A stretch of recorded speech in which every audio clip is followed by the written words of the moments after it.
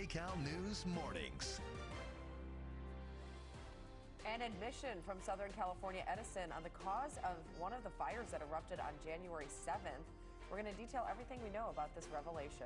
And the winter storm continues to drench Southern California. It's been light and steady, but now we could be in for some stronger rain next week. And the making of a Super Bowl ad to get viewers talking the next morning, from sky-high budgets to celebrity cameos. We'll go behind the scenes of how these ads come to life. A lot of people only watch the Super Bowl for the ads, so that'll be fun.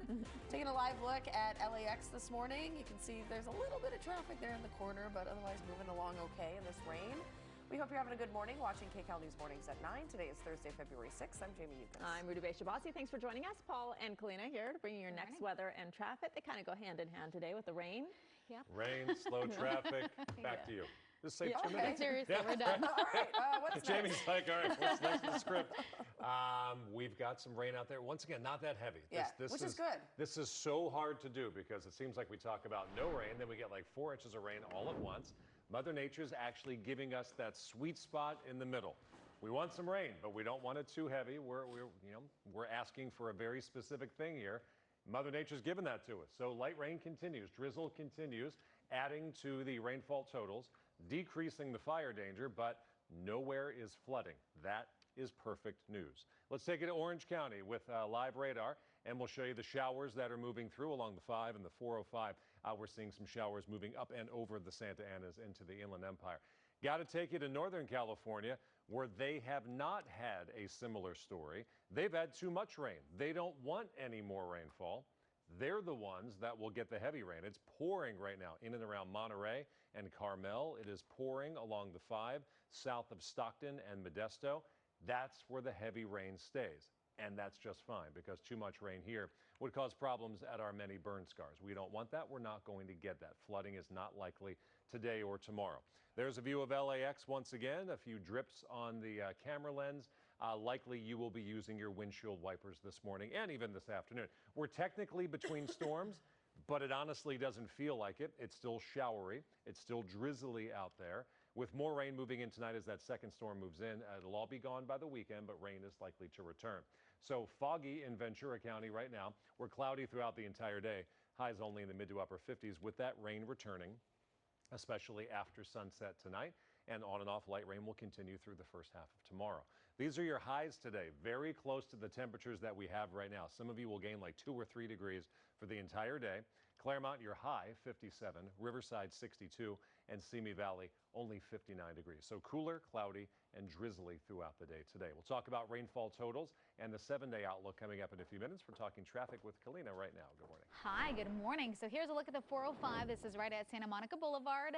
You can see all the drops on the lens. It's wet out there. We also have slowing on the northbound side of that 405. It starts off out of Long Beach. You get a little break, then you slow down again once you hit that 105 and stay slow toward the 10. This big rig crash still here. Northbound 101 at Universal Studios Boulevard. 3 left lanes are blocked off. That's an hour and 39 minutes leaving the 5 to that actual incident. And speaking of the 5 freeway from Norwalk Boulevard to the 101, that is a 33-minute drive. Taking you out to the Inland Empire. This is a look at one of our cameras on the 210. You can see it is wet out there. This is a look at the 15 Cajon Pass this morning, where it's not too bad, but it's still an hour and 24 minutes between the 395 and the 215. And here is a look at Orange County. So I still have a stalled big rig 91 west at the 55. The middle lane is blocked off. The good news, you're looking good out of Corona, but you do slow down once you get past that 71 because of that big rig. And leaving you with an overall look where you can see it's still slow on the 5 through Santa Ana as well. Jamie and Rutabeck, back to you. Lena, thank you. We want to get to that breaking news now. SoCal Edison says its equipment likely sparked the Hearst fire in Sylmar. Fire burned nearly 800 acres after it started on the same day as the Palisades and Eaton fires. Kcal News reporter Cara Finstrom is live in Pasadena with what we're learning now. Cara. Yeah, some very big news there. And also want to let you know that we just learned that the new head of the EPA, the Environmental Protection Agency, he is here visiting Altadena. We pulled into this parking lot because we saw a caravan of vehicles, including a lot of law enforcement vehicles. They just headed up this street here, Lake Avenue, to give him a tour of the devastation. We asked him about this new information. He was not aware of it yet.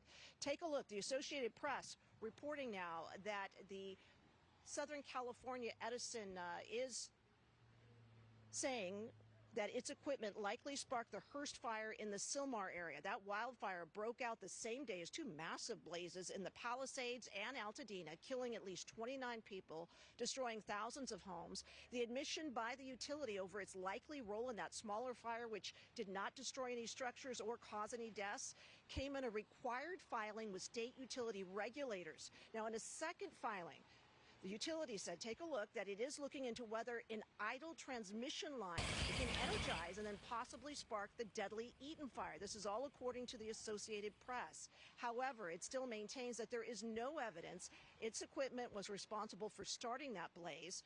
We did get a chance to speak with Supervisor Lindsay Horvath. She was here meeting with the Environmental Protection Agency's new head. She represents the Sylmar area and was just learning about the admission by Edison.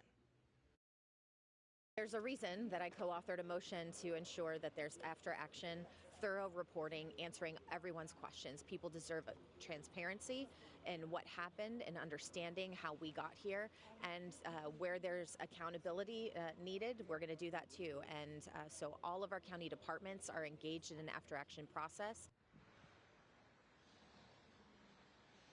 And we're giving you a look at Lee Zeldin, again, the new head of the EPA, who was here. I did get a chance to speak with him. Again, he had not learned yet about the Edison mission. He was learning that from us and said he wanted to look into it a little bit further before making any comments. He said he was going to be viewing the area where all these homes had burned, that it was really just a horrific amount of devastation for this community, and that he wanted to see it firsthand.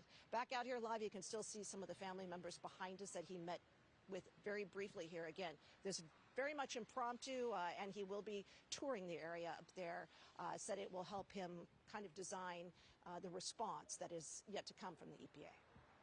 Okay, Cara, thank you. The debate rages over where to store all that toxic debris from the Palisades fire. The EPA's latest call has many worried about the possible impact on the Pacific Ocean. Kcal News reporter Tina Patel is live in Pacific Palisades with the raging debate over Will Rogers State Beach. Tina. Yeah, the parking lot at the State Beach where we are right now is where the EPA wants to bring some of this hazardous material. And you can see it is right next to both the beach and the ocean. That has raised concern from people who live here. Now, the EPA administrator